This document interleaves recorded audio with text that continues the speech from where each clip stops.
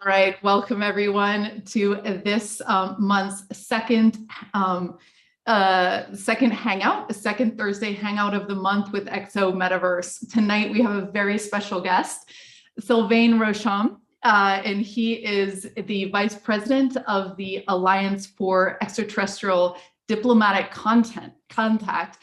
And they are starting a conference on October 6th to start to announce more seriously what they've been working on for 48 years. They have $50 million in the bank. They have 500,000 supporters, and they are going to be placing an ET embassy on this planet. So we're so excited to have you tonight, Sylvain.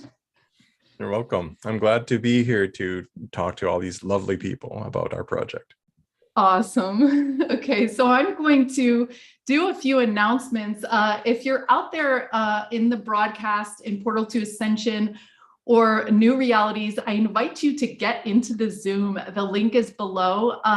This will give you a chance to be in the hangout rooms. So we know that it's really fun to get to hang out and talk with fellow people that are in the galactic movement.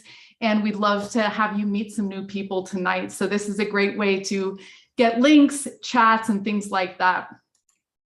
So I'm going to share my screen. We're going to do a couple announcements before we get started. So here we go.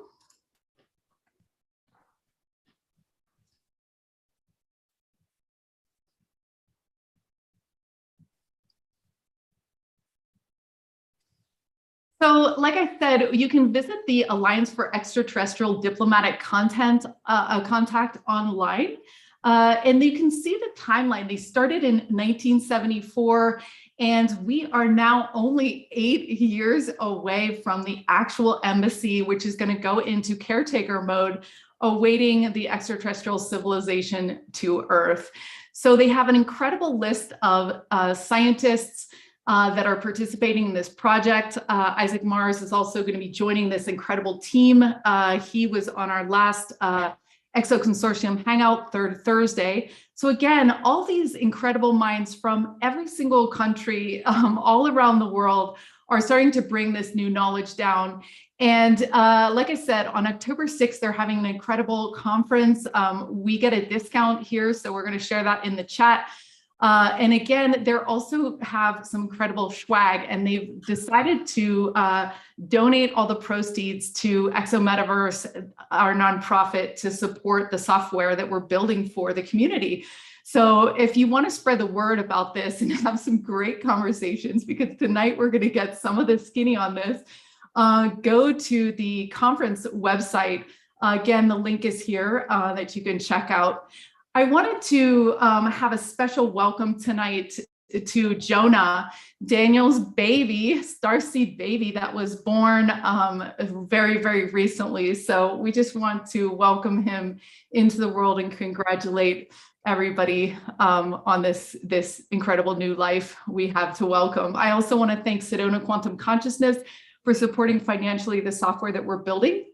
And also Alan Steinfeld of New Realities, thank you for supporting and co-broadcasting with us. Of course, everybody's read the book, and Daniel was reading it when the baby was being born out loud, the section on hybrids. So it's really exciting, all the information that's coming through and being shared. And we thank Neil as well, the Portal to Ascension, for also sharing our work with the world. So Costa is gearing up again.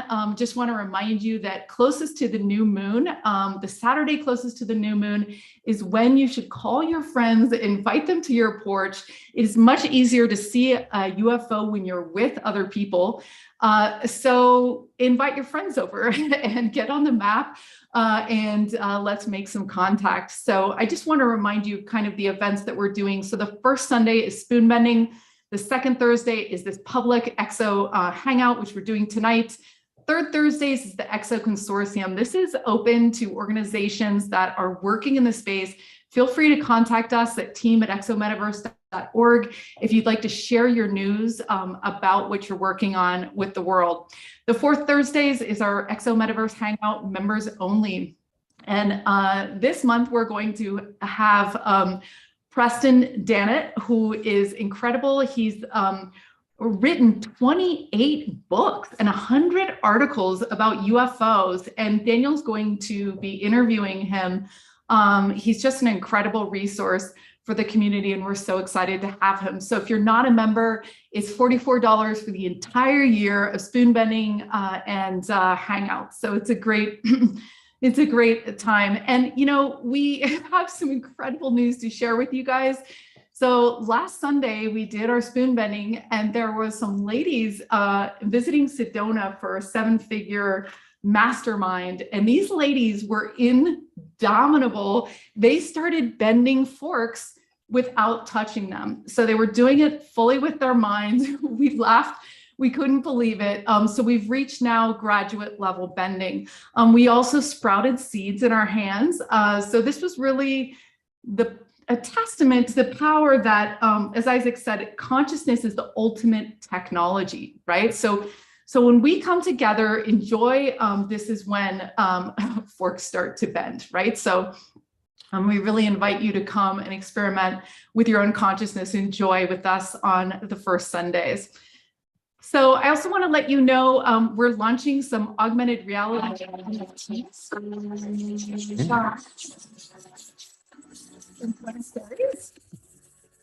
This is open tonight, and it'll be through the weekend. And again, this will be supporting our software. I don't know if the music's playing because I'm not sure I checked the box when I shared the screen, but they're super fun.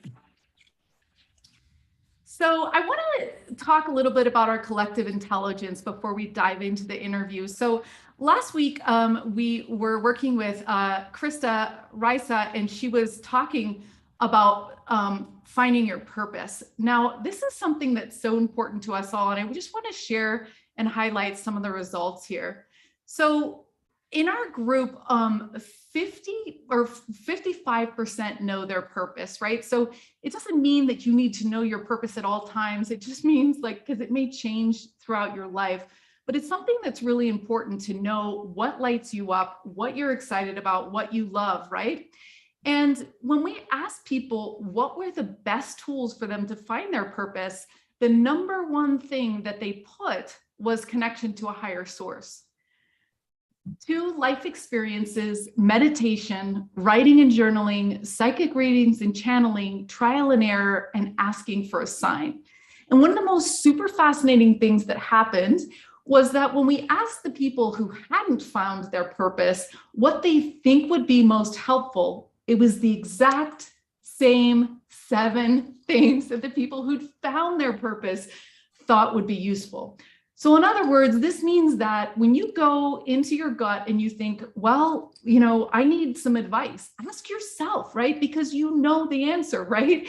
So when you connect to yourself and when you pay attention, this is where you're going to get the answers. So we thought that was really fascinating. And yeah, so it's funny because the people who hadn't found their purpose also thought that hypnosis would be a good way, or connecting with their ET selves. But hypnosis actually wasn't something that people who found their purpose thought was helpful. So hypnosis might not be the thing for that. It does help you rewrite your subconscious mind, but I encourage you to look at the results of that. And you can find that on the Exo Metaverse news page right there. So I just want to invite you now to take the survey here, exometaverse.org/week32. That is where we're going to be talking about the ET embassy, and we're going to share the results. We asked them where this embassy should be placed and also who should be the ambassadors. And we got some really fun responses that we're going to share with the audience. So before we start, we always do our moment of silence. Again, if you're joining us live for the broadcast, please jump into the Zoom at exometaverse.org/hangout. And we're going to spend 1 minute in silence here before we get started. And this is our chance to tap into the field. And here we go.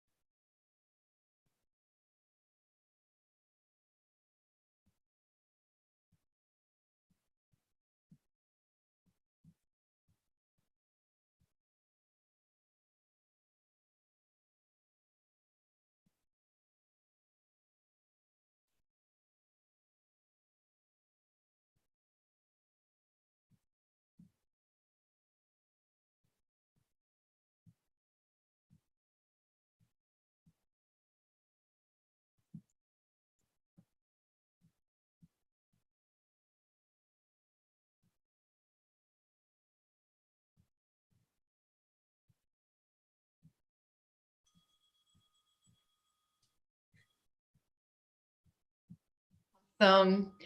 So here we go. You know, Sylvain, one of the things I love a lot of things about you. I love your energy. I love that you're a tech genius.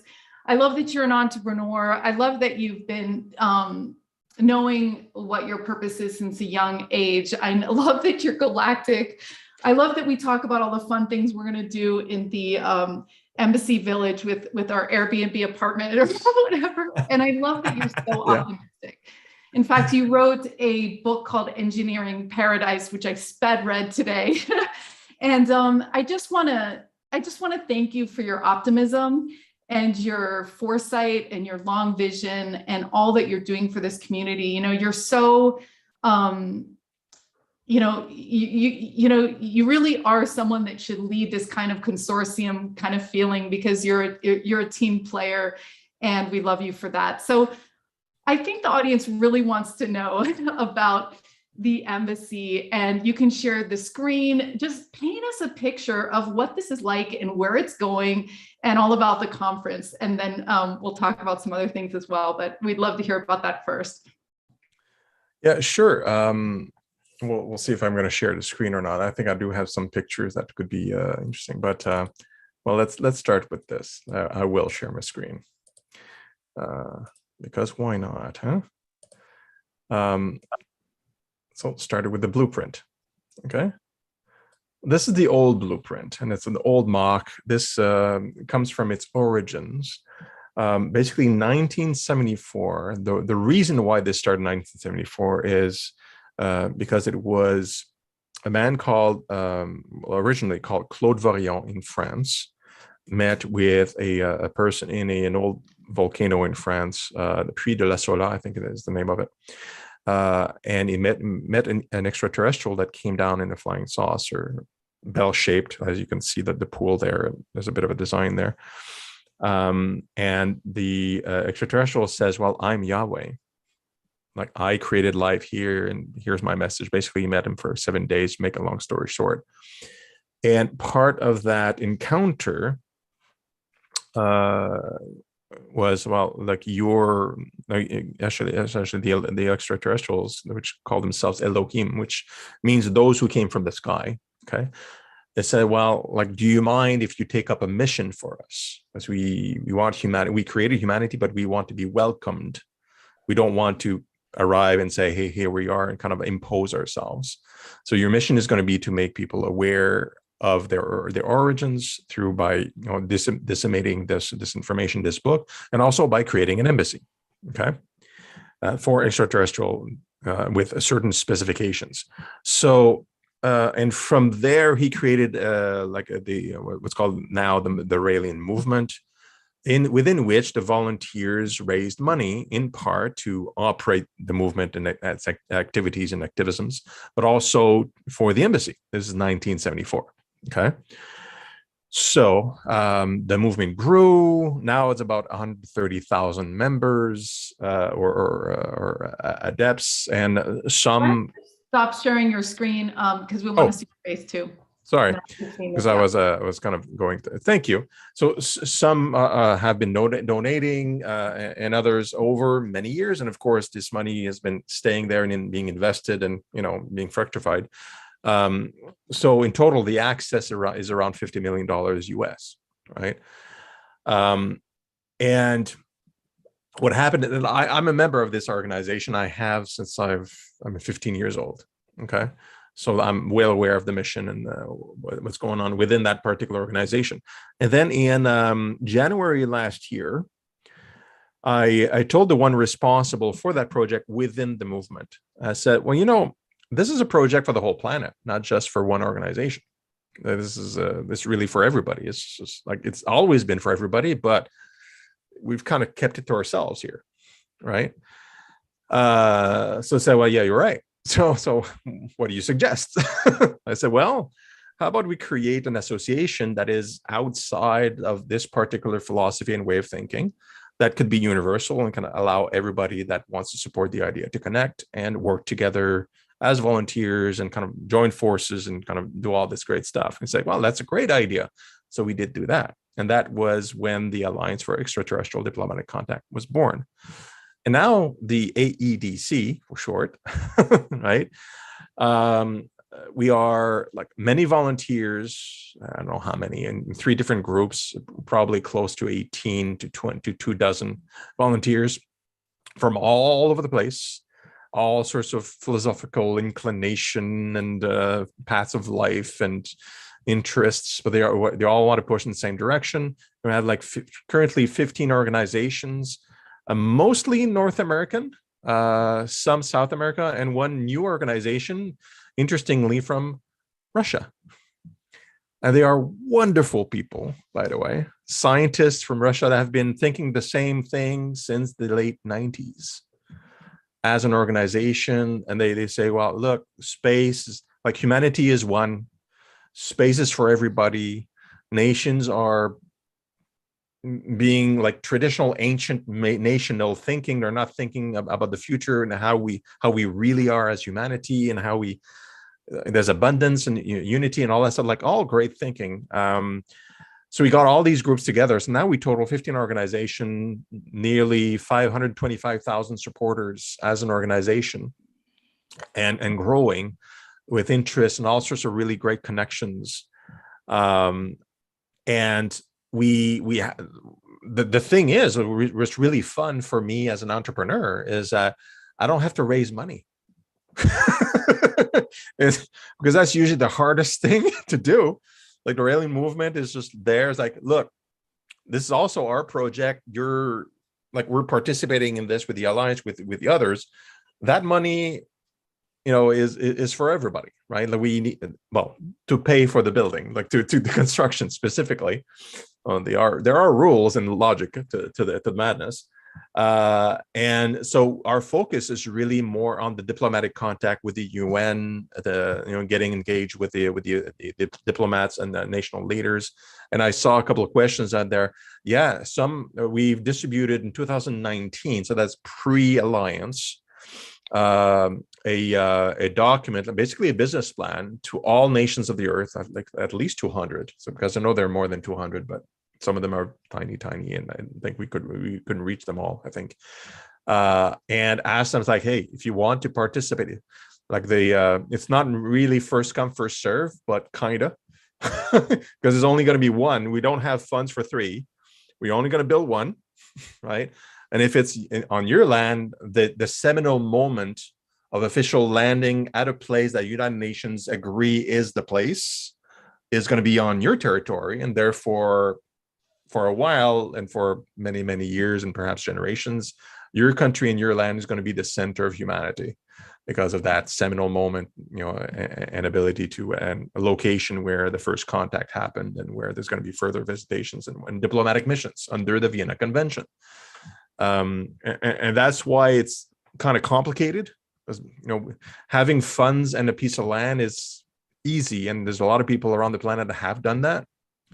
But the challenge is it needs to be one that is official by the United Nations and national leaders. It needs to be recognized as an official place for diplomatic contact. It just can't just be a building built somewhere, right?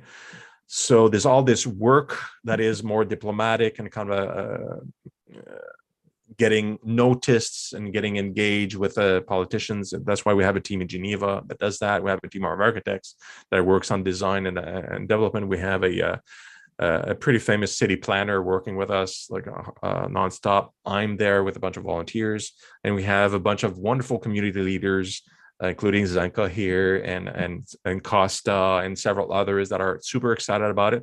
We just welcome them, like, look, come on in.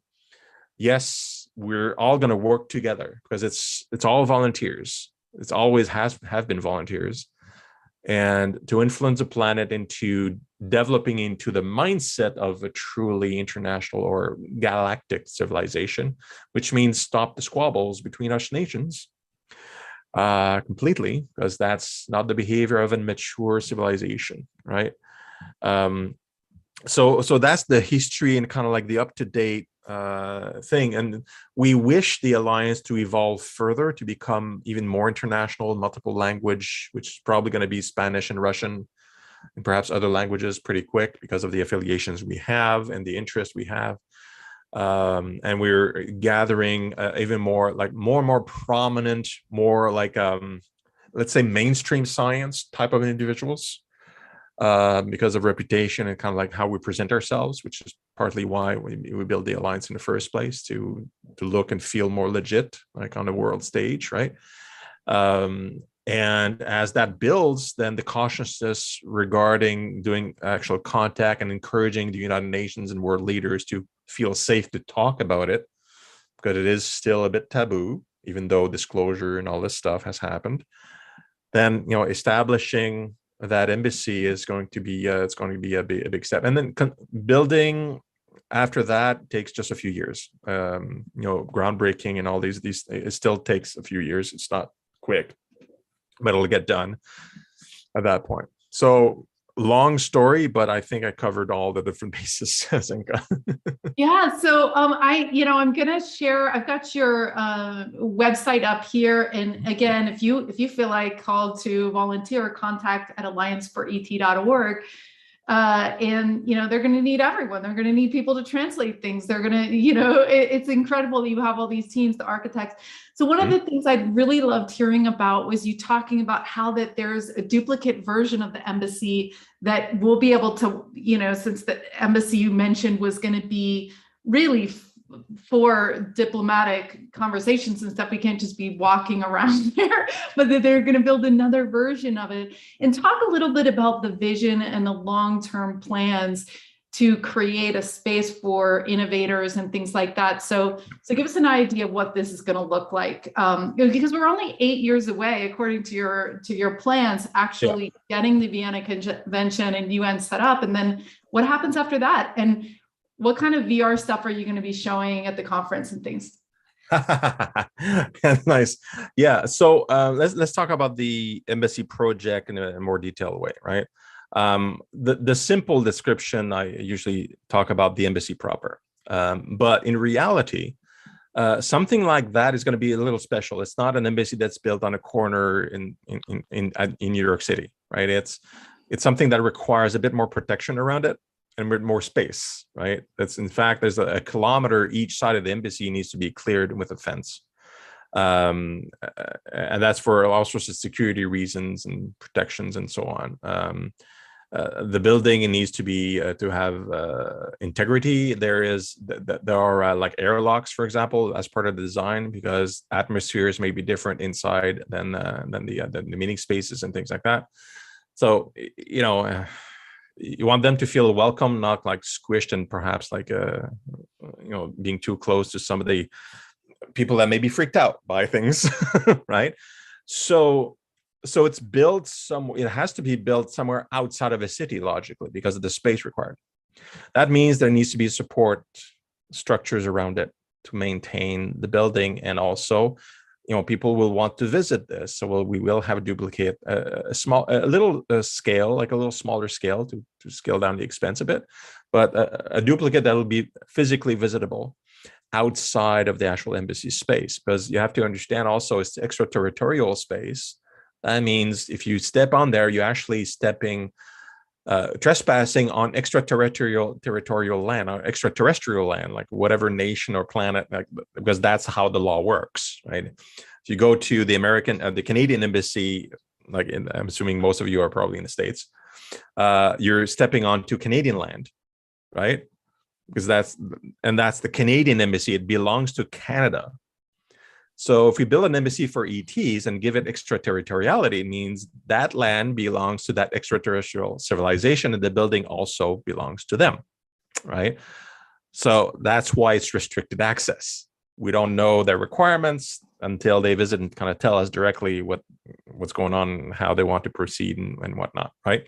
So there will be some people in the building as caretakers, because until they visit, we need some people that have it there, but they'll be very restricted access. So we'll be building a convention center, condos, places to sell food, like restaurants and purveyors and things like that. So there's going to be a whole village around it, right, as part of the design. And in fact, one of the designs, I can share my screen, I think. Yes, I do.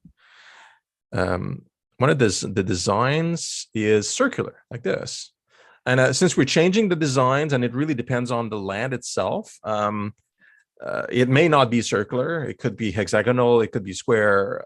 This is just kind of a concept. And you see these structures in white. This is like more futuristic, building kind of designs, but they are kind of that village convention centers and whatnot. And here you can see, I don't know if it's a bit too small here. You see there's a duplicate embassy right here for visitors and a visitor center. And the embassy proper is here, like right in the middle of that wall place, right? So that's the idea. That's the concept of it. And again, the architects are actually developing new blueprints and new that are a bit more modern, since the old ones were old, and probably also a 3D walkthrough, which will all be presented at the conference on October 7th, officially by the team of architects and the president, Danielle. So we'll be doing a public reveal there with the most up-to-date information. And if we're a bit lucky, and if the countries that have approached us are timely, because we can't force their hands, we may be able to reveal where or who's going to have accept. Right now, even I don't know who's in contact with us because it's so secret, right? All I know is that there's more than one nation that's been in talks over the past year or two, I think. I don't know if it, yeah. That's all I was able to get from Danielle, who he is in contact directly with others. And I've known Danielle for 25 years, so it's he won't tell me. he's very rigorous with his job and takes it very seriously. But we know it's probably not any northern nations, because that's too cold. Reasonably, we want to have like a weather that's reasonably comfortable, which means it's probably not equatorial. Neither is it like northerly. Sedona is probably a pretty place. I heard. I know Zenka would love that. Yes. And a nice place. Can set up the landing pad because he already knows that. Assuming the American government would actually agree and give land, which I don't know. Maybe it's not their style, no matter who's in power. I'm thinking more Latin America, which is very accepting to the ED concept in general. They probably, I suspect there may be one in Latin America that have contacted us. I just don't know, right? But I favor my chances if I would bet on it. But I just don't know. I can't even lie. So that's really it. And around that, I see in the chat Belize would be beautiful. Low population, not low density. It would be a great boon to their economy. Probably the whole thing if you think like a politician. Yeah. So I didn't mention to Zenka a while back condos, because that's something that gets me excited. Because I want to live there, like where, and as part, we are also entrepreneurs, so we are logical. Like, yeah, there's $50 million to build the embassy, but this whole thing is going to cost even more than that, like for the development. So we've been talking with developers, for example, that are into the project. They want to sell. I mean, they're in business. If there's interest in the area, and they can sell condos, they'll build them, right? So that's a way to kind of fund more development. And like Zenka mentioned, part of the ideology is to evolve as a civilization. It's not just to build a building. Arizona. Okay, thank you, Leo. So to raise consciousness, to do good things. So we have plans, not in that initial village, because there's not enough space for that. Besides for the condos and kind of amenities to kind of support the embassy and tourism. We have plans to have what we call Scientologyopolis, right? And that's just a project name, so it's not necessarily what it's going to be called. It should be like that name, that concept. But basically, it's a small city that is designed to support humanity's advance in science and understanding of the universe, possibly near the embassy, or it could be at different locations, maybe several locations. And the idea of that is to hopefully evolve enough in our ideology that scientists and engineers and creatives and artists could go there and freely give their time to benefit the whole of humanity without any economic interest or concerns, right? So basically, a mecca of knowledge and understanding to help us evolve, perhaps in some cases with some glimmer of knowledge from the visitors from elsewhere, perhaps guiding us a bit. And that would require additional funding and kind of support to go at this later step. But so we are thinking a bit ahead regarding the future of humanity as a whole, as a unified culture that is in contact with other civilizations that are also more advanced than us, that are kind of looking in and treating us a bit like children, because we are immature and lacking in wisdom, and we need to learn, and we can develop that in that way. So I'm seeing questions here. I don't know if you want to go there. Yeah. This talk. Yeah, one of the early ones was why using a crop circle for the design of the embassy. Again, I also have the conference information up, and there's a 30% discount. I think, what is it, $40 for that conference to attend? Yeah, the early bird is $40. So you get using that code, you get 35% off. So it ends up being what, 26, something like that.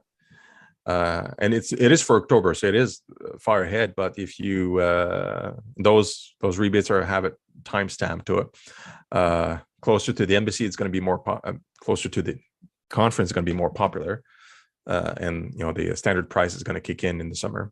So it's an opportunity. I'd like to field that question about the crop circle embassy, because that's an interesting story from Dr. Paul de Virville.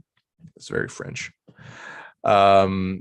That crop circle that really resembles that embassy actually appeared about 2 days after we showed the plans to our team and approved it.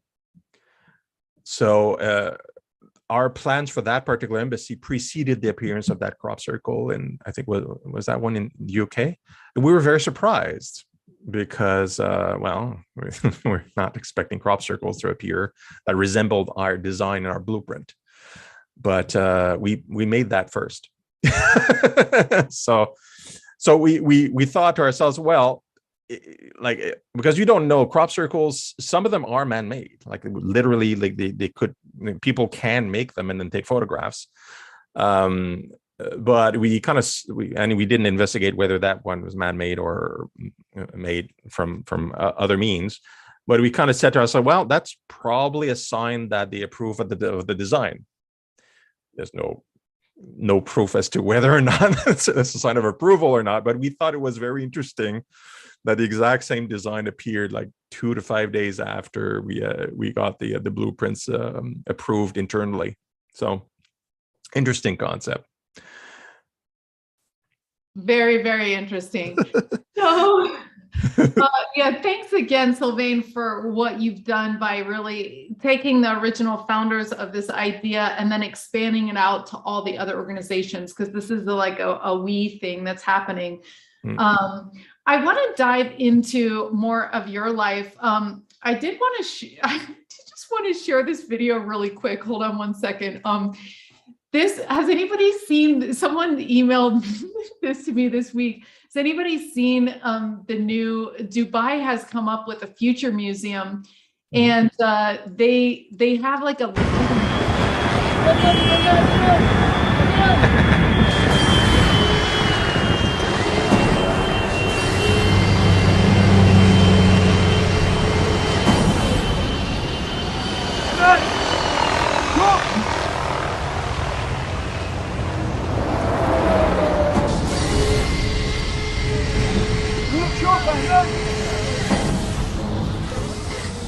Isn't that cool?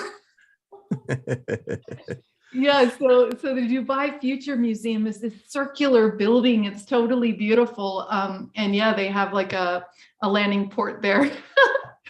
But anyway, so let's go back, Sylvain, to your life and how extraordinary it's been, and like how you've become the man that you've become is so fascinating. Yeah, it's my story, so I don't find it that fascinating. I've been told it is. To me, it's just my life, so it feels somewhat normal. But I guess the interesting bits relevant, I listed this, is that when I was really young, understand I was raised in a small town where there were more cows than people in Canada. Okay, it was like 700 people living there. Again, lots of livestock. It's farming community.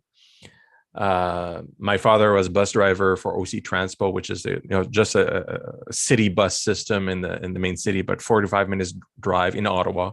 My mother was a part-time teacher, so really simple. The youngest of two boys, nothing really surprising, but I somehow, and it doesn't come from my either of my parents, or maybe a bit from my dad, I suppose. But I had the sense growing up very young that I had to save the world, and it was actually terrible to me. Like honestly, at the time, because I was a kid and I felt powerless to do that, and I felt that the world needed healing. It's a feeling, right?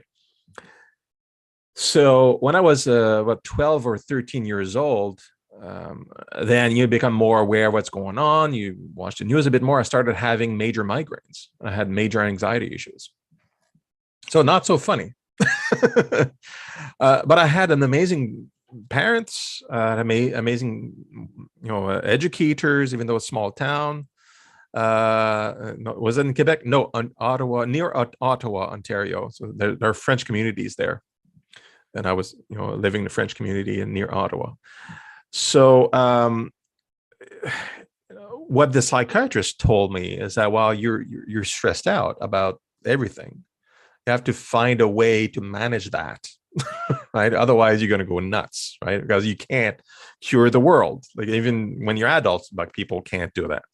So I with help, in part from kind of understanding what I did, actually, what I was 13, what really helped is I read the books from Rael, from the Raelian movement books. Like I mentioned about, the project, the ET project originating with him in 1934. So I read the books, and it gave me a lot of clues about, because your farming community, there's no ETs or anything. I mean, there's nothing like that. And we had libraries, and that's it. Like this is like late 80s, right? There's no internet, nothing like that. Well, I read the books, like, oh, that made a lot of sense to me. And it kind of gave me some comfort. It's like, oh, there are other people that kind of like that want the world to become better and things like that. So it kind of calmed me down. And it gave me some insights about about like extraterrestrial civilizations, and perhaps they were present in the past. Kind of made sense with the pyramids, all sorts of stuff that I was reading about anyway. And so I've never had another migraine since that period of time, because I kind of found kind of a centering and understanding of humanity and the universe that I could latch onto. Right. But I still had no leads on how to save the world, quote unquote. I just was able to calm myself down. But those books were seminal for me, because it also contains not only the story of where humanity comes from, and we were created, and where the aliens and all that stuff, but also it contained like instructions on how to be a healthy human being. There's no one that the theory from the book, which I believe, even though without scientific evidence, I just have believed over time, I suppose, that we were created by an alien civilization and they were mistaken for gods. And we hear we see those elements in a lot of the myths and legends and stories, and also religions and so on. That their presence is felt and defined and so on. Anyway. So that explained all that stuff to me, and if you think that those people that have been dictating this book, or these stories or these messages to a guy, if they were the ones that created us, well, they probably know how to make us healthy, right? Because the designers know how to do things, and so far it's been brilliant. So, and a lot of things that people do, like I know Zenka, and some of you practice meditation and practice good health and good habits, happiness, and I mean that's really it. It's not that complicated. So we're doing fine. You guys are doing fine too. But anyway, I felt very very empowered by that. So that's my like early years kind of discovery in the small town. And then eventually I went to university, and then the internet happened, and all sorts of information got access to me. And at a certain point in time, after I was a high school teacher, because I got my degrees in biochemistry, chemical engineering, and then education. I got 3 bachelor's degree from Ottawa U. Never worked as an engineer or a scientist proper, but I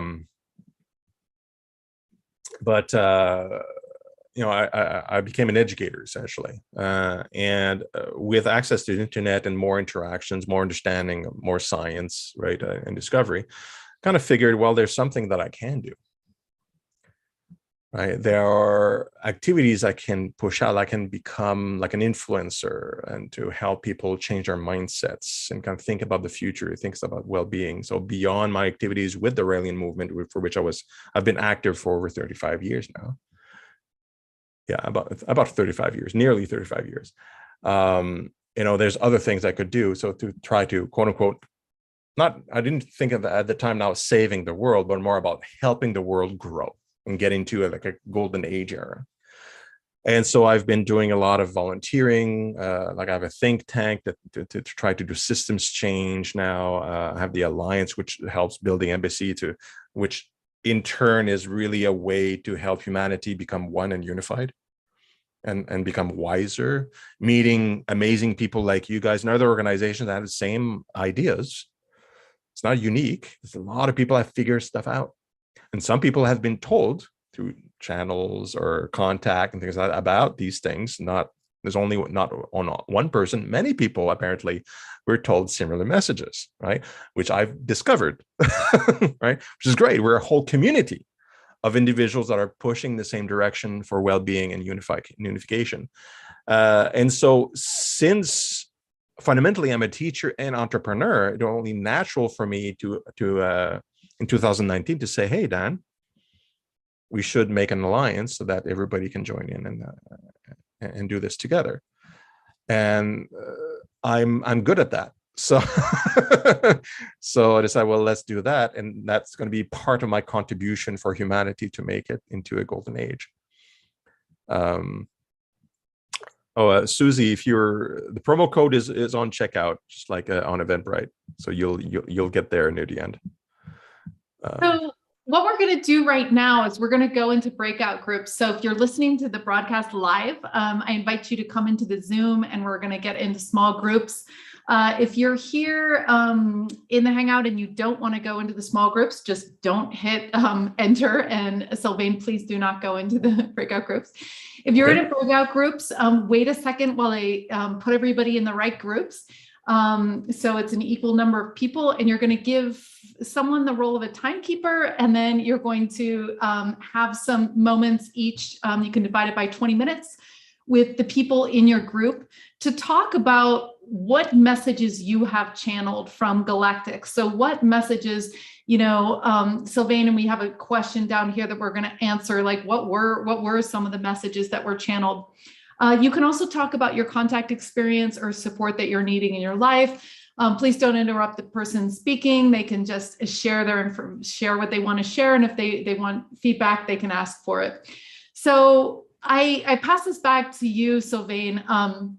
And thank you for dedicating your life to growth and to education and to creating this golden age that we're all here to do.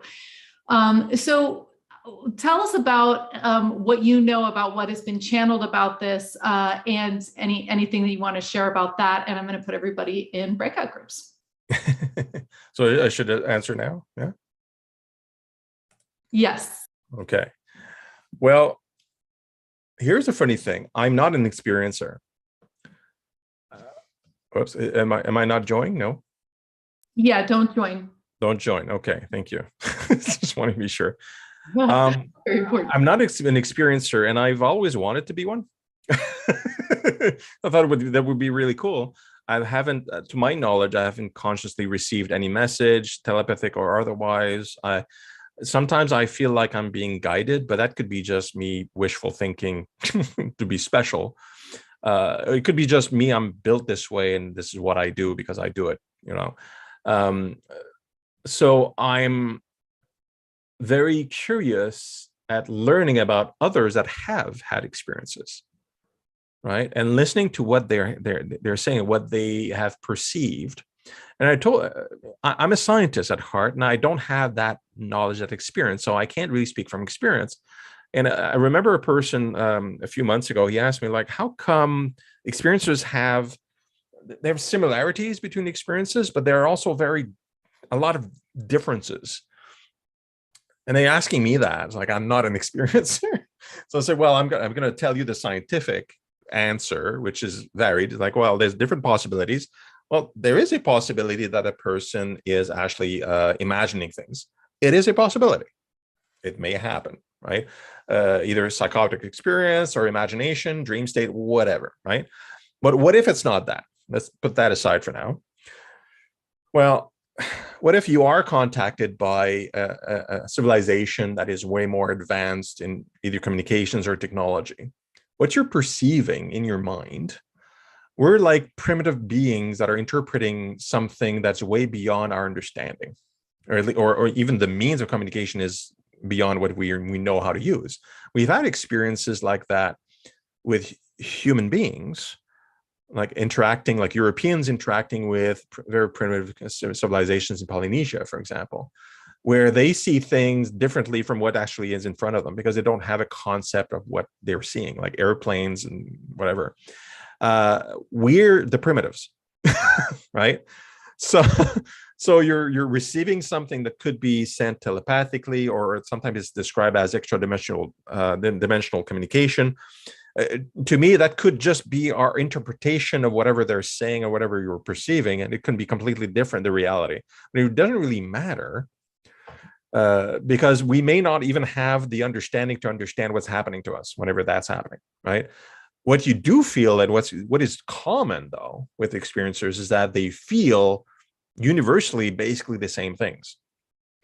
Like they feel beyond the sometimes panic or trauma because of surprise and kind of like what's going on, because that does happen on first contact, but after a few according to research, there's plenty of feelings, and they feel like there's a lot of love, there's a lot of peace, and there's usually a message that you got to work with humanity, make it better, bring happiness to the world and things like that. Extremely powerful and uniform messaging. So however we perceive it and how we think it's this way or that way, to me, that's not really important, even though my scientific mind is curious. To me, the importance is also for us, like we know that if we want to meet an ET civilization, right, we need to become a wiser civilization, because they are here. If they come here, and they are, all the evidence suggests that they have been here for a long time. They're observing and not disturbing us too much. They're doing a few things, teasing us a bit and giving us information, but they are peaceful. There's you can read, I published a paper at some point that kind of shows like there would be no reason for aggression from a civilization that's able to come here, right?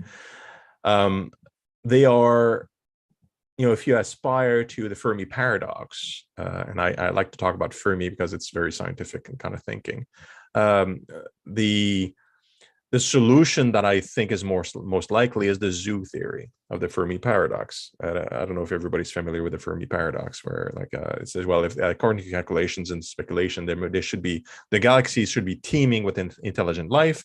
And then he asked a question, well, if that's the case, where are they?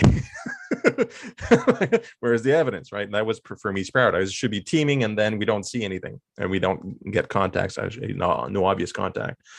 So the zoo solution to the Fermi paradox kind of states, well, we don't have a contact because they intentionally are not trying to disturb us. We're kind of like a zoo. We're meant to be undisturbed in general until we're ready, just like in Star Trek: The Next Generation, the Prime Directive, if you're familiar with that, and Roddenberry's work. Like, that's the theory to me that makes sense. Like, let's not disturb them because they're a bit not ready. When they're ready, then we'll show. then will come when they're ready for the meet, and where there won't be too much panic, and there's going to be enough understanding and a desire for them to arrive. Because I think they're really respectful. Because they could, if you're able to cross solar systems and arrive here 1,000 years ago, okay, you can do basically anything. You can appear in everybody's mind simultaneously, convince everybody that this is it, but it would be invasive, right? It would be disruptive. It would be forced. So the only rationale would be they're doing what they're doing on purpose.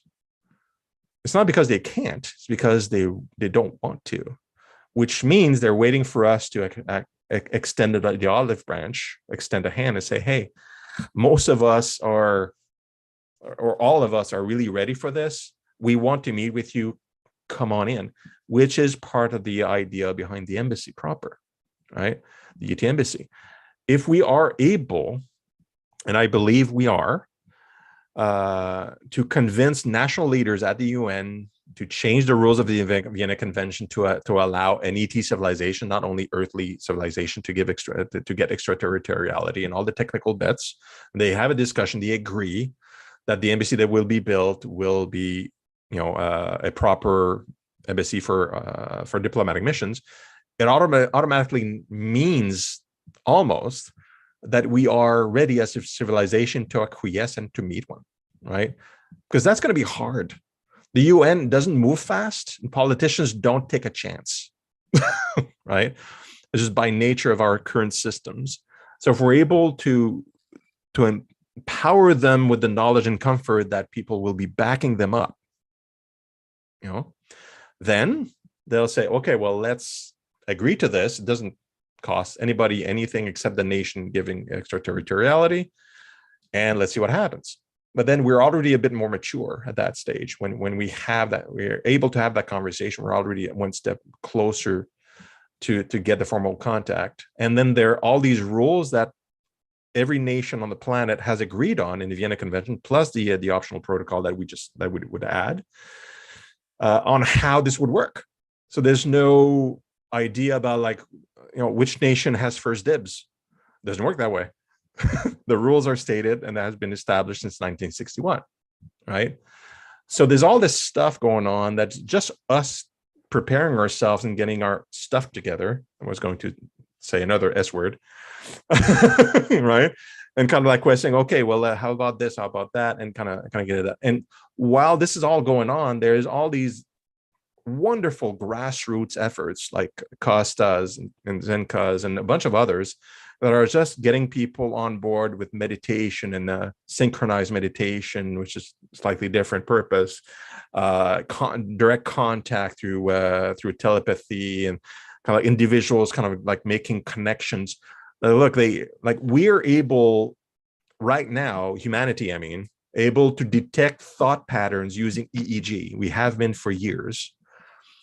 We'll be able to develop the sensitivity quite soon, probably, to have detectors in the room to detect thought.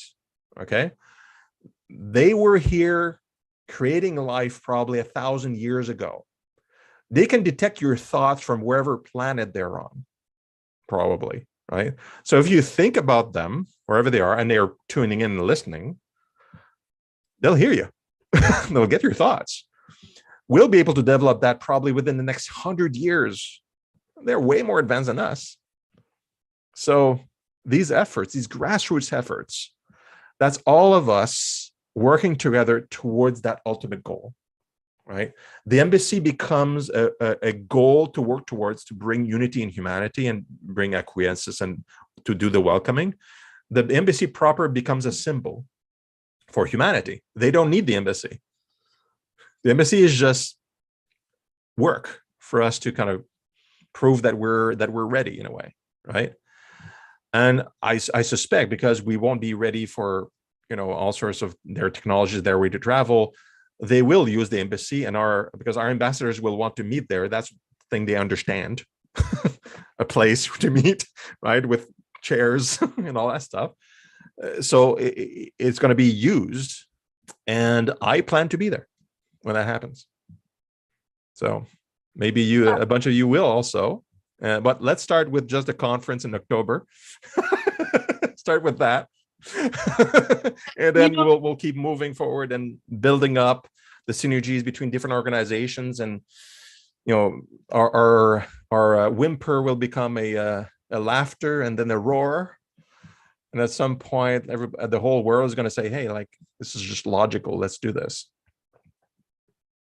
Yeah, what you're saying is so important, because I think you're right, and I want to clarify your call to action here. If it is true that we are in this collective soup and we get to experience whatever we want to experience as a civilization, we choose what we want to experience. If we want to experience World War III because we're watching TV, we will experience World War III because we're watching TV. Because remember, emotion is the driving force of reality creation. So when we put forth this project of an ET embassy, that catches, like you said, it's this iconic, incredible, mimetic, like, wow, conversation piece, right? Because it's something we all like, wow, wouldn't that be great? So it's very important that we spread the idea of this conference, that we go to that we go to the conference, that we spread the idea of the embassy, and that we start the imagination wheels. I mean, I remember when I first heard about it, it's like, oh, it's a great idea. It's like, and Mark Sims and all these guys had been like, oh, we got to do diplomatic relations because we don't want to just have like another war again. You know what I mean? So. Mm-hmm. This is our job as creators in this movement to really, I was talking this weekend with some people. We're talking about what it takes to create new things into reality. And the number one thing they said was, thank the universe as if it already happened, right?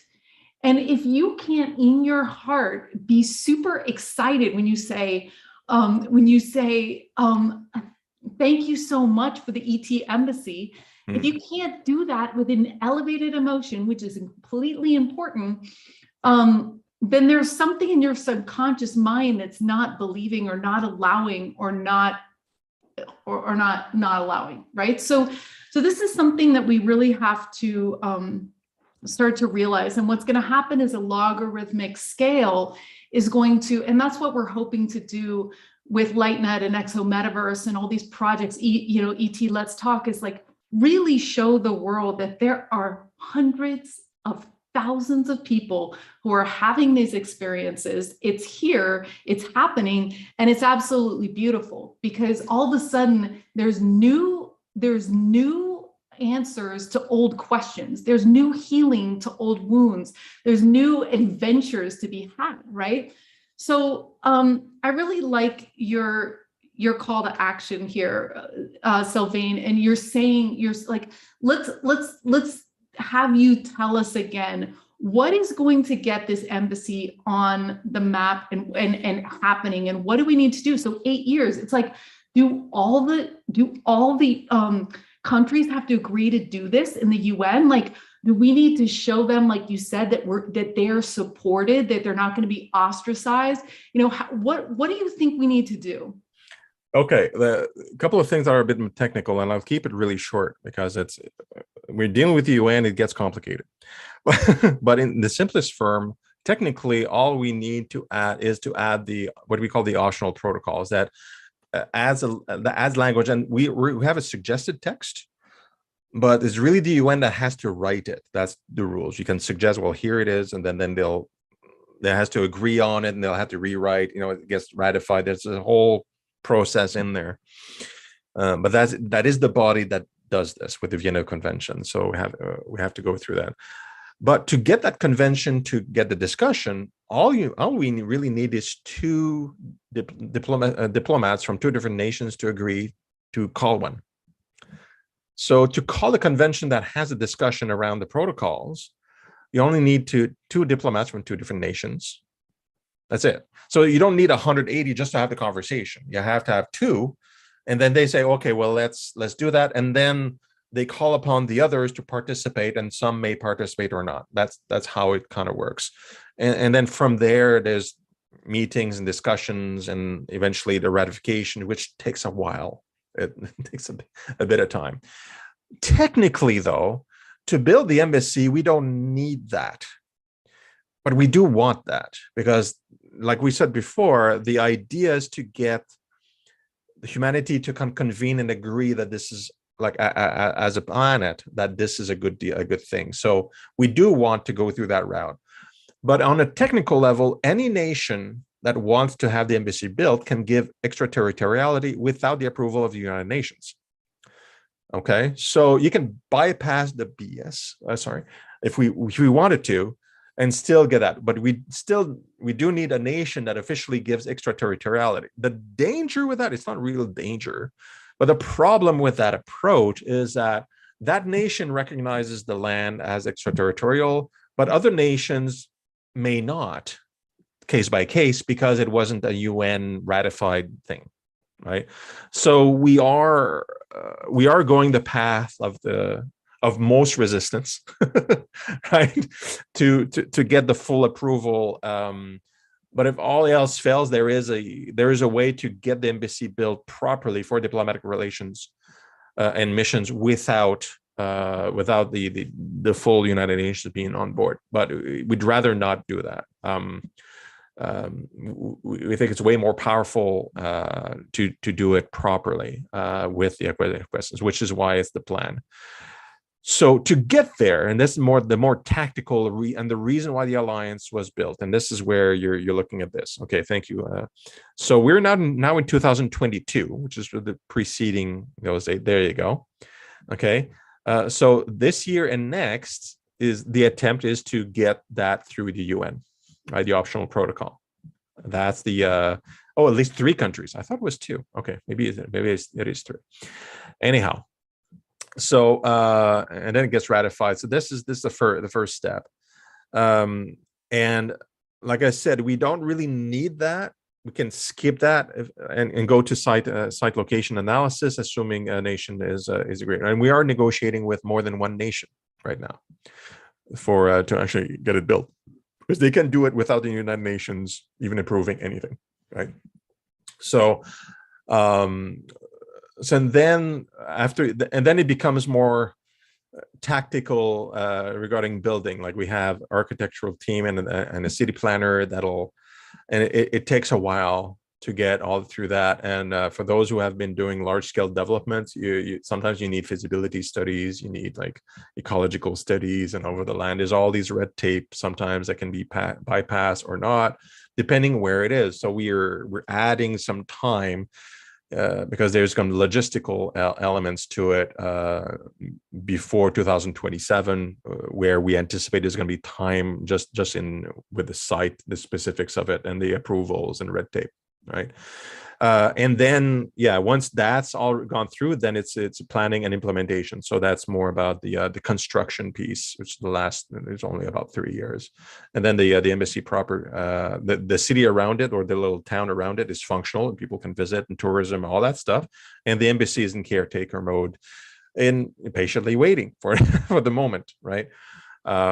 We're not going to be the ones like pulling the trigger, so to speak. I'm pretty sure that's also an expression in the US, and tell them, okay, come, and then they'll come on a whim. We don't know how this is going to happen exactly. Is it like when you put the last brick, they're going to say, hey, thank you? And we don't know. Like, I have no idea. But they're the bosses of themselves. They're going to decide, when the time is right, and that kind of thing. So, what do you think we need to do, Sylvain, like in terms of, okay, so we've got the legalities that have to be sorted out. We've got the 3 nations, we've got a nation to say yes. What about like, what do you envision around it in terms of like people training or staff training, or how do you feel like we can share the whole exercise with the world? Well, in part, that's why the conferences exist, right? Like we're going to start with this one in October, and then there's going to be annual conferences. So that's to us to gather, celebrate, but also kind of share knowledge specific to the embassy project and where it's at that moment in time, right? So we can craft training and activities based on where we are at, and kind of announced it at those moments. But there's no need for like specialist training, let's call it that, for this all to happen, because ultimately, an ET civilization is not waiting for us to advance technologically, or to build more stuff, or to have a building built. They're waiting for us, at least my perception of things, they're waiting for us to achieve a certain level of wisdom and maturity and welcoming. Okay. And this is what we hear from a lot of experiencers that have been channeling, receiving messages, including Rael, no exceptions. I haven't found any, right? And that is an internal type of work. It's within us, within our power. And, Zenka and several others, like So Metaverse, have been building the LightNet, right? And also the Fire the Grid, thank you. The Fire the Grid project, where it's meditation for peace on a regular time. But that's a very powerful exercise, right? That can influence the whole planet. Many organizations are actually doing that. Right? I have spoken with Adam Apollo, and also about unify.org, for example, recently, about how we can also collaborate and kind of like amplify all this stuff. So everything that we're currently doing is propagating understanding, compassion, unicity, love, femininity. I don't know if you noticed, but all these characteristics are attributable mostly to women, like in traditional sense. So why not also more women leaders in politics and otherwise? I think that'll be really cool. Like, I would definitely go for that. Because we do need more of those characteristics to be elevated and to be examples, and less machoism and chest pounding, right? And the bottom line of what, because I told you the story of how I was powerless, right? When I was growing up, about achieving these dreams and these goals, I felt was not intellectual. It was just like a feeling I had to do things, and I wasn't powerless. And for the most part, the Rael and the Raelian movement, through seminars and trainings, because that was a lot of my exposure growing up, kind of following those people around. What I learned, and what gave me a lot of peace in my journey to create like the golden age, is that everything's connected. Everybody's connected. The whole universe is connected. Everything is balanced. And this is just scientific fact. Like, even at the quantum level, at every level you can imagine: gravity, waves, energy, matter, everything. And by the way, all matter is energy, and all energy and matter is wavelengths, interchangeably. And this is just a scientific fact. Ask any competent scientist, they're going to tell you the same thing. It's not metaphysics. Okay. So it's all interconnected, all in balance. So if you change something here, it changes something everywhere, right? Butterfly effect is another example of that. So if we want to have a welcoming planet, a planet of happiness and joy, well, it's really hard. I don't know if you've tried to change other people. It's pretty tough. It's nearly impossible. One would say it probably is, right? But we just happen to have a wonderfully designed brain that is plastic, neuroplasticity, right? We can change ourselves pretty easily. So if you change yourself to be a happier, well-meaning, compassionate individuals, learn from mom, right? Then you're influencing the whole universe with those energies. And that's something everybody can do.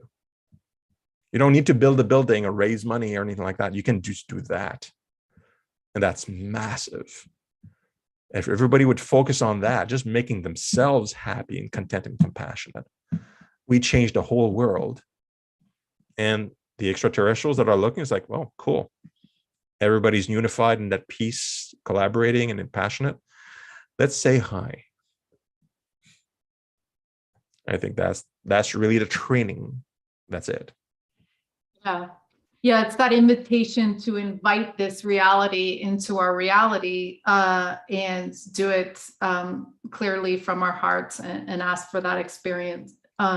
So we have a couple questions here. We're going to bring people back from the breakout groups soon. One of the questions I didn't really understand, and we're also going to look at the survey results, was, have any star civilizations, this is from Court, other than Elohim, repeated the original 1974 contact reported by Rael? I read that before, Mr. Fisher. Court is Court. All I can say is, like, again, I'm not an experiencer and I don't delve in the messaging. I just hear things here and there, so it's hard to detect for me, like, what's real, what's perceived. Like, I don't know. Like, what I do know is, like, because I know Rael really well. I've met with him. I've had dinner with him. You know, I have friends that interact with him basically every week, right? So, but so I know a lot of what he's been talking about for many, many years, and he's said, like 1976, it was asked that question kind of like on an interview, and because I saw the footage recently, it was kind of threw me back years and years and years. He was asked, like, is he the only one that was contacted by extraterrestrials? Are there others out there? Well, his answer was very curious to me at the time, but now it makes a lot of sense. He says, well, as far as I know, I was the only one that was contacted for this particular mission, but certainly others have. Well, now that I've met a lot of contactees, it makes a lot of sense, because they seem to each have their own little mission. Some bigger, some smaller, personal or not. Like, well, okay, that makes sense. So that's the only thing I can say. Like, whether it's, you know, some of these people had contact and were told the exact same thing, I don't think so. I haven't heard of the exact same thing, but there's a variation on the theme here, like peace, unicity, harmony. We come in peace. You know, all that stuff is a very unified theme, and that kind of, you know, fits. So one of the things that we're going to be doing with LightNet is we're going to take people like Sylvain, who are incredible humans with open hearts and open minds, and ask them how they would prefer to make contact. Is it seeing a UFO? Is it having contact in your dreams? As you mentioned, telepathic contact, and then really sharing those resources and putting you in a small group of 8 that will help you have that experience. Because I mean, this whole spoonbending thing has really been like a microcosmic cosm of how this happens. And it's often when we're trying to ground and bring things into a new version of reality that we're not expecting, that our subconscious mind is like, no, you can't do that. You can't bend a spoon. You can't see an alien. It's very difficult to do without a loving environment. So we are the ambassadors right here, right now on this planet that are going to create this loving environment to allow people to get out of their heads, into their hearts, and to bring this into our reality. It's like, you know, it's like the X Prize. They're like, we're not waiting for the US government to get us off planet. All, you know, it's like, we need to build rocket technology and we're going to do it. I'm not waiting for the government to do that. So really, it's up us, the gas pedal is up to us, and it's up to us to keep having these conversations. And we hope that LightNet will be that source for anybody that raises their hand and says, I'm curious, I want to experience this. It's completely possible. And it's especially possible when we're in a loving group together and doing that. So I want to open it up to any of the members or people that are on the call today. We often share our contact experiences. One of the things we've been doing in the spoonbending is really sharing what did you do that worked. And a lot of what they share is just like being in play, right? Like letting go, like just relaxing, right? And I think that that's the same, you know, it's like when we got all the the status, the statistics working correctly on LightNet, we're going to maybe start to see that these consciousness phenomena that don't seem, that are phenomenon still, maybe there's a through line, because I think that that's what we've learned with CE5s, with seeing a UFO. It's like, you set your intention. Maybe you give gratitude for like, thank you for letting me see a UFO tonight. You surround yourself with open-hearted people, and then you relax and have fun. Because if you're like, why am I not seeing it? Is there something wrong with me? What's wrong with my chakras? Why is everybody else seeing it and I'm not seeing it? It's like, that is not, no, that is not going to serve you at all. So it's really like this spirit of play that's so important. And I wanted to open, we have John Martin. Oh, John, maybe you can share, because you're such a genius when it comes to being in that play. And music is one of the things. John uses. You cannot be in your head when you have music, right? You cannot be in that blocking mode where your head's like, nope, I'm not doing this. So John, I hate to put you on the spot. Do you want to share how you make contact?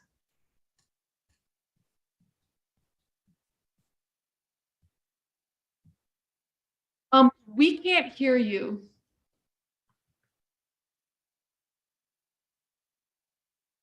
And I also invite anybody else to raise their hands, and let's, use this final 15 minutes to share.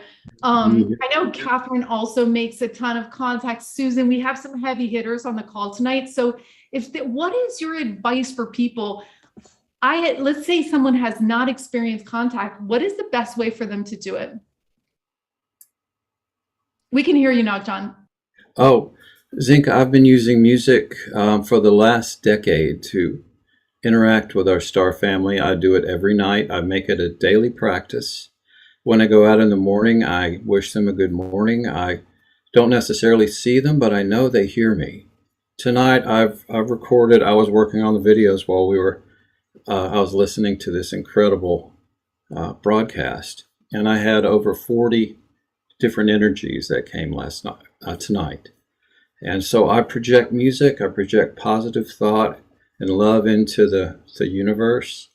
I've got hundreds of videos. I just did a 2-hour interview with Whitley Strieber. It'll be a broadcast next Friday. So I'm very excited about that. And that goes into a lot of detail into how I specifically do that. But project what you love into the universe. Give the universe a chance. And make it a daily practice, and the universe will absolutely be in contact with you. What do you mean, really quick, before we move to the next person? What do you mean project what you love? And I know when you do it, you're always like, thank you. But describe that. I don't understand that. Well, I've been playing guitar for 50 years. So I started on my deck by playing music that I love, Bach, Ravel, Gershwin, original pieces, and while I was playing, I project this thoughts of positive thoughts and love into the universe. And as soon as I did that, literally after the second session, a purple dome-shaped craft with a pink ring came directly over my home. It was amazing. Then 4 craft came, and then a giant cross and crescent-shaped metallic craft came over my home. They were the size of office buildings. And I've had hundreds and hundreds of these interactions. I've had multidimensional beings coming through portals. I've got pictures and videos of all of these things, and we all can do it. If you're a mathematician, then project your most elegant equation into the universe. If you're an artist, recreate your art in your mind. If you're a chef, create your best recipe. Whatever it is that really moves you, share it with the universe. That's what I would say. Sorry, that's so beautiful, John. That's so amazing. Yeah, that's that elevated positive emotion. And that's so great. Such beautiful advice. Thanks for sharing that. Heather, you're next. Can you unmute yourself? Yes. Hi, everyone. It's good to be here with you in community. I don't want to go on too long because the story itself is pretty detailed, but I was born 3 months before the first harmonic convergence, and I attended the second one in the past couple years. On the last night of the harmonic convergence, I believe the Pleiadian and the Andromedan star system, they arrived. They're wanting me to tell the whole story, but I think it's too long. They put their hand on my head. You have to negotiate with them because they get excited, you know. They put their hand on my head and they gave me what they call a transmitter. And I've been using my voice. I can hear somebody typing. It's distracting me. I'm sorry. I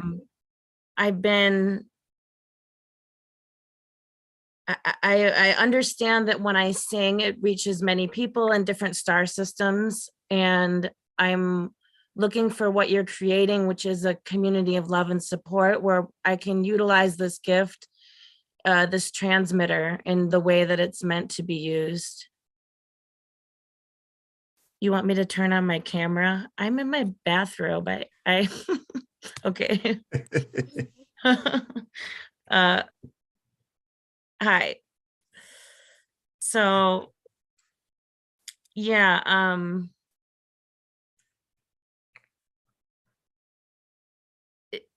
they want you to know that this is important. I've been trying to share this message about this gift that was given me a few different places, and people just kind of freak out and tell me I need a mental health professional. That's not the case. I've been to many mental health professionals my entire life because of this gift. It makes me ultra sensitive. So the transmitter is used to reach a large group of humanity all at once. Whatever I'm witnessing, whatever I'm listening to, whatever I'm thinking, whatever I'm singing goes into this transmitter, and it goes out to people who are, I guess in our woo-woo way, would call it enlightened soul family of the earth, that star seeds from other systems that have come here with this mission to absolve what's getting in the way of love. So if anyone has any questions, I'm happy to answer them. Otherwise, I think I'll be more in touch one-on-one with your organization. Yeah, that's beautiful. I'm so glad that you rose your hand, Heather. You can contact us at team@exometaverse.org. And thank you for sharing your message. And you're not alone. And that's exactly what we have to build, these communities, and not just, these small groups of 8 or these loving containers, right? We need to get closer with each other as we move through what is getting in the way of love. Right? I don't mean to interrupt, but they very much, this past 3 or 4 months, they keep saying you have to gather, you have to gather, you have to gather. And they mean bodies next to each other, because we've been doing the Zoom, the telepathy, and all of that is great. But our power is greatest when we're in numbers together. Okay, that's great. So this thank you so much. So yeah, this should be a call to join the ET Let's Talk, right? Because on this map that we're publishing every month, you're finding, like, you basically get on ET Let's Talk, right? He's going to tell you when we open the surveys, and you're going to say, I'm in Sedona, I'm going to have a gathering. If you want to put your contact information, could be a Facebook, could be your phone number, could be an email, whatever it is, and you can invite people to your porch, right? If you don't want to, you just publish that you're there, right? And in that, like the beingness, and that's what we're discovering too with the spoonbending. It's much better in person. Like, I don't even know if it's working really that well on Zoom, right? So it's like, we would rather have, if you're going to be on Zoom for the membership with the spoonbending, is just invite as bunch of people that you can to your house, right? And when they did these spoon bendings with 16,000 people, 15 was the number minimum number that he would gather, right? So maybe it's 8, maybe it's 15, but try to get other people into this experience because it's so much easier, right? Okay, so we have 3 more people to go, and we just have about 5 minutes. So we're going to have to be succinct, but we're going to do Susan, Babaji, and then Mark. So here you guys go. Susan, we'd love to have you share right now. I'll try and make it very succinct. My experience started with near-death experience at age 2 after the MMR vaccine. I'm going to keep it short. And I went into a coma for 2 weeks. The body did. I remember the crossover and coming back. So I remember the experience of being on the other side. It is so clear for me. It is the most memorable moment. And then several years later, when I was 17, I had an encounter with 5 Pleiadian ships in Niagara Falls at 1 o'clock in the morning on January 1st, 1971. And they were lifting off. They were near the Saratambeck power generation station. And it's a long story, so I'll keep it really short, but I watched them as they hovered over this schoolhouse and then they took off. Several years following that, I started having these very long prophetic astral dreams. I always dreamt very lucidly anyway. And after the first experience of the near death, I had dreams of being in past lives as well. And when I was 4, I used to pray for 3 things. Well, first, for peace on earth. Second, for happiness for everyone. And the third thing was for a spaceship to come and take me home. And that was to the planet Sirius. So, and I had a vision in when I was 4 in grade 1 of how I was going to change the world when I grew up, and it was going to be through education and for the children. And we had to start with the children. That's all I knew. And that has been my fulfillment of that dream. So in these prophetic dreams that I had, very quickly, I saw everything that has happened already in the world and everything that's yet to come. And there was one main message that was given to me, and it still stands strongly. And it was, only those who consciously acknowledge the prime creator, God, as the source and essence of their being, as love, will survive the apocalypse that is to come. And I was shown that it started in 2020. So I will leave it at that.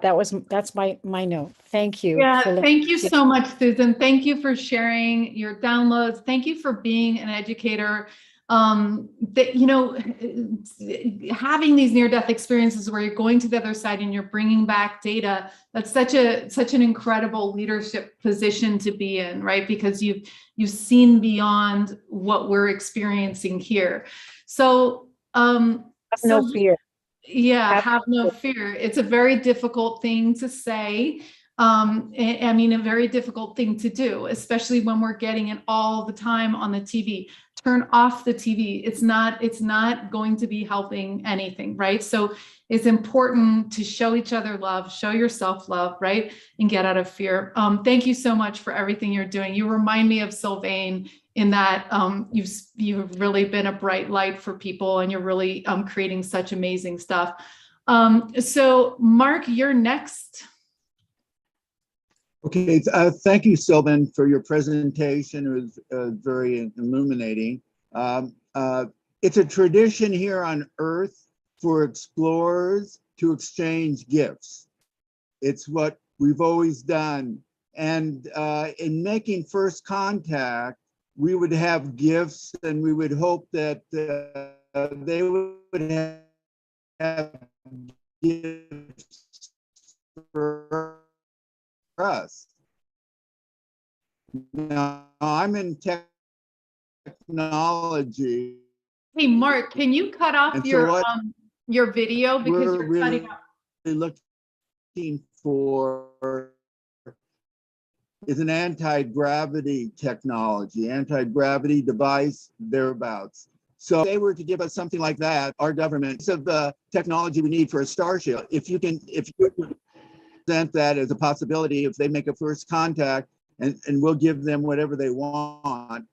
If they give us the technology that we need, the anti-gravity, there's certainly proof. That's proof that they want to be our friends. Thank you. Yeah, Sylvain, did you understand that? I think it was so cool, this idea that Mark was saying. So what he's saying is like, this is so good, you guys. So when we're ambassadors, like we should look at how humans do it, right? So how does Spain talk to Russia? How, you know what I mean? Like, how do these ambassadors talk to each other?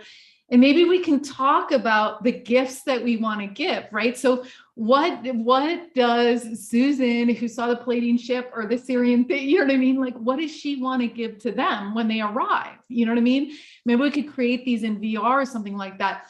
And then what would they give to us? And I think Mark's saying like, maybe the governments would be more interested in creating this, this welcoming pad, right? This embassy, if they were going to trade secrets. And I mean, that's what some people believe happened in, with Germany. You know what I mean? They believe that this has already happened. And we know all this stuff. I don't know. And then I just want to put a pin on the fact that you're talking about having an innovation city, right? So imagine if we got the most powerful star seeds in this invention city around the embassy, channeling down. I mean, Greg Cameron will tell you all the Nobel Prizes and everything, it's all channeled, right? So it's like, we can get those people. But anyway, what is your thoughts on anti-gravity and this gift idea and things like that? Well, just real quick, because I know time is short. I'm an engineer, so I'm all for understanding new tech, right? So I'm excited about that idea. From a realistic point of view, we can certainly think about what we're going to give them, because that's within our power to choose whatever we want to give. We can't dictate what they're going to give us, like it's in the same way that they can't really dictate what we should bring to the party, so to speak. So I unless there's an actual conversation that happens pre-meeting and then they kind of decide, oh, can you share this? Like, is it a trade? That probably unlikely to me. And another thing, just a thought, like if this is a meeting of love, because it is supposed to be akin to that, is there going to be a condition attached? Like, if you give us this, then we'll do this favor for you. That doesn't sound like a loving relationship to me, even though it may be shown as like a proof of, yeah, we want to have an interaction. I'm not sure if that's, and I can't speak for an ET civilization. Like, I'm not a spokesperson, but it doesn't seem like they'll want to come under a condition that that we receive something from them in exchange and things like that. It doesn't seem like in the spirit of what we're trying to do, at least with the alliance. But who knows? Like I can't speak for them. I don't know what their minds is. Maybe they will bring gifts, including tech and knowledge and different things. Like, I'm assuming they're at least we're going to have knowledge. If it's not technological, perhaps some wisdom that we can use and kind of go forward. If I rely on science fiction and Roddenberry and some of the prominent science fiction authors, it's probably a bad idea to share technologies with us that we're not ready for, and they will know what technology that they can share that would be that won't put us in danger, and it could be anti-grav. Like, I have no idea. Certainly I would be excited in seeing that happen. Yeah, thank you so much. So we're going to be closing now. I know it's late for you, Sylvain, and this is the second interview in a row you've done. And I want to close with 1 minute, where we don't usually close with 1 minute, but I want to close with 1 minute where we all imagine having personal interactions in this village that's going to be around this embassy in 8 years. Right. So let's all do that and imagine that tonight together right now. If you're watching this on YouTube, I want you to share in the chat what you want to do in this embassy and what gift you want to give. Right. And I encourage you to subscribe to whatever channel you're watching this on. So Catherine, you get to say just a few things real quick, and then we'll do the 1 minute to close this special evening with Sylvain.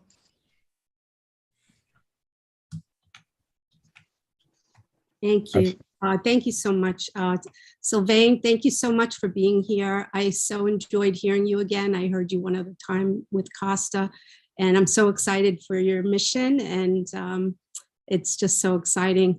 I know, well, I can only speak from my own experiences, and I am an experiencer, a contactee, and I've had experiences with many different types of beings.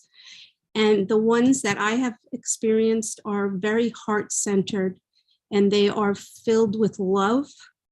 And the first thing that came to me when you were speaking, Sylvain, because I agree, is that the biggest gift that we could give them is being open and ready for contact through our own heart center, because that's really where they meet us, is through our openness and non-fear of them.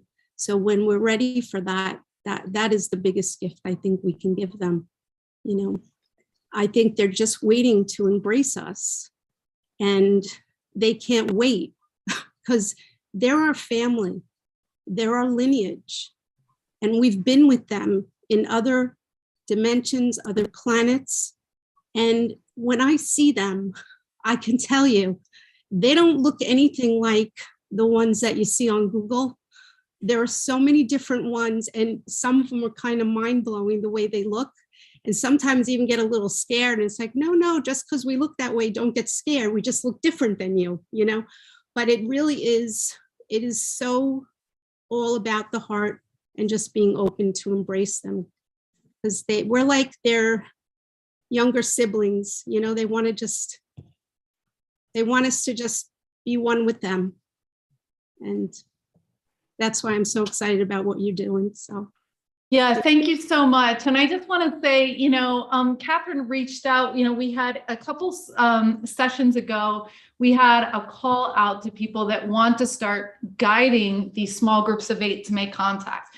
So is it meditation? Is it hypnosis? Is it dreams? Is it CE5?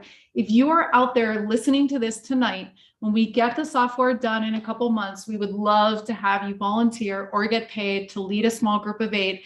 And you can contact us at team@exometaverse.org if you want to be one of those people like Catherine that's saying, okay, I've done this before, you know, light the way for someone else to do that. Now, Babaji, I did say that I was going to call on you, and then I couldn't find you. So you're the very last one. Great. I'm here.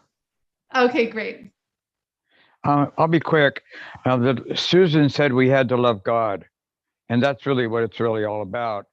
Loving God with all your heart, with all your might, and all your mind. This New Age stuff is all about love yourself, but I think they're on the wrong track. So love God, loving God in each other, loving God in nature, loving God in the animals. Don't eat them. I'm in contact with them continuously. I don't go to see them. They are in me as me. So I'm no longer a human. I'm an ET. They want to take me, and they asked me to assemble a group of people. And so far, I haven't found anyone that was really ready to go. They said you have to be ready to let go of everything. Don't even bother to bring your toothbrush. So where are we going to meet, and when are we going to go? They told me I'd be in the right place at the right time, so I don't give it any thought. I just hope I'm with all of you when it happens.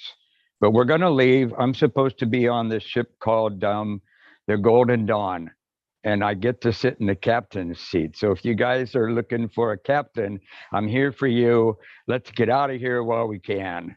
I love you all. Thank you so much for having me here today. I really, really mean it. I love you, love you, love you all. Thank you, thank you, thank you. Oh, and to get connected, you have to stop your mind. And that's a tough one. I've got some techniques for you. I use prayer, I use colors, I use numbers. But when you can get the mind stopped and still, then you'll know that you are God. Goodbye, I love you. Thank you so much. That was such a beautiful, beautiful message. Thanks for leaving us with that, Babaji. I love your passion, and I love your excitement.